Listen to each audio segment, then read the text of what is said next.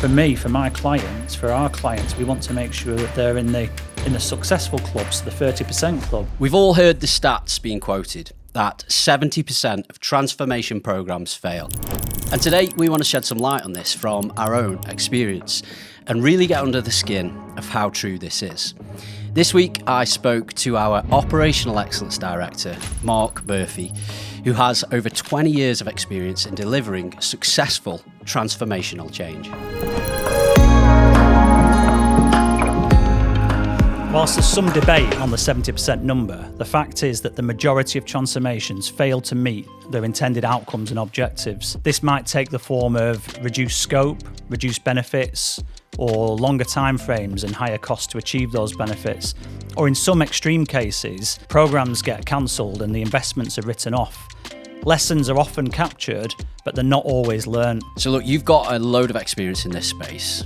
Tell us why you think transformation programs fail. I've been doing a lot of reading recently and talking to people about why so many large-scale transformations fail.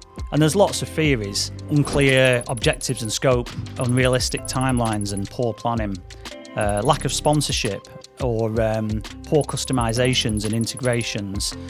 You also hear a lot of valid debate about approach. So the pros and cons of agile versus waterfall, or taking a blended approach to delivery.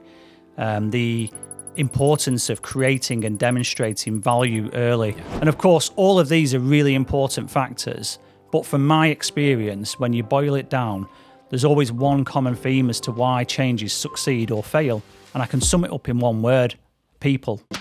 We all know what happens when change goes wrong. We've all been in that situation ourselves. We feel lost, confused, disorientated. We start to lose trust. We become disengaged from the change. The effort and pain feel very real, but we lose sight of the benefits and lose confidence of ever getting there. Success requires individuals to adopt change and adapt to new ways of working. So why wouldn't you put people at the heart of your transformation strategy? Of course, many don't, and only realise this late in the day when things are already going wrong. By traditional measures, the programs can seem like they're set up for success. They have a plan in place, they have a named sponsor, a budget, they're well resourced, they have the right governance in place, delivery partners on board.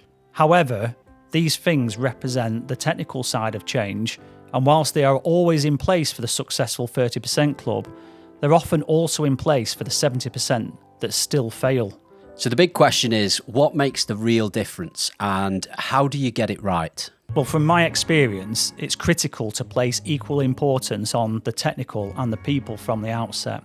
Strong project management to ready the solution for the business, and strong business change management to ready the business to receive the solution. Okay, so bearing all of this in mind, give me your top 5 tips. What would you tell people? How can they ensure that they get on the right path to joining the 30% club? Number 1, involve people from the outset. Build a common understanding and a shared desire. Why should I change? Make it compelling and make it feel relevant. Number 2, understand the impacts at a people level. What interventions and support are required to get people ready for the change? 3, be clear on what readiness looks like from a technical and from a people perspective. Give people the knowledge and the ability to change. We've already built the desire to change, but now they need help to get there. Number 4, have clear business ownership and involvement in the decision on readiness and go live. Use the change plan that you've already built and the readiness assessment to make an evidence-based decision. Empower the business to make that decision. And last but not least, number 5, have a clear plan for how you support people beyond go live to embed and reinforce the change. Everything that I've just described, all of the tips, they apply to any change regardless of size or complexity. And the last thing I'll say on this is recognising that project management and change management are different but complementary skills, and investing in the right change management approach and resource, for me, is the first step to joining the successful 30% club. I think we can probably all agree that most, if not all, organisations say that their most important asset is their people. It's in their value statements, it's on their website, and quite rightly, they sing about it in their induction and onboarding programs. In our experience, particularly during transformation programs, this isn't always the case. The people side of change is often seen as a tick box exercise, and unfortunately, things like impact assessments and business readiness are thought of as a blocker that slows the real work down. We have to change this mindset, and if that means going a bit slower, then so be it. Because organisations don't adapt to change, their people do.